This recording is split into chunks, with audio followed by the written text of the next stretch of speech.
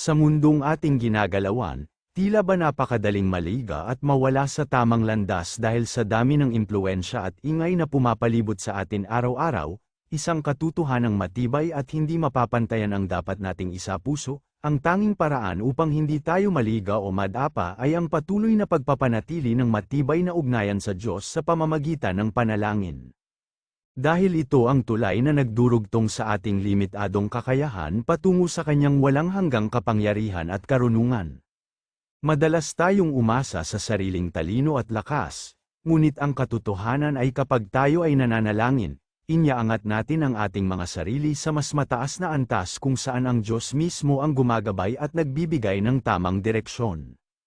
Ito ang payo ko sa inyo base sa katotohanan, huwag ninyong hayaang mawalan ng saysay ang inyong araw dahil sa kawalan ng komunikasyon sa Kanya, dahil ang taong laging nakikipag-usap sa Diyos ay mayroong kakaibang kapanatagan at liwanag na hindi kayang ibigay ng sinuman.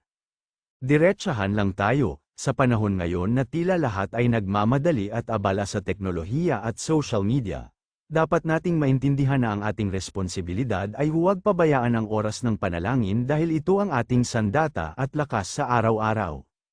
Tandaan ninyo, ipinahayag mismo sa Biblia na huwag kayong mabalisa tungkol sa anuman, sa halip ay ipanalangin ninyo ang lahat ng bagay, na siyang pinakamabisang paraan upang malagpasan ang anumang problema. Huwag ninyong sayangin ang inyong buhay sa pagdadala ng mabibigat na pasanin ng mag-isa o sa paghahanap ng solusyon sa maling paraan. Ang tunay na mananampalataya ay laging lumalapit sa trono ng awa upang humingi ng tulong at gabay. Sa huli, mare-realize ninyo na ang pinakamahalagang gawain natin ay ang manalangin at manatili sa Kanyang presensya. Kaya simula ngayon, itaas ninyo ang inyong mga puso at kamay. Magtiwala na kayo'y dinidinig.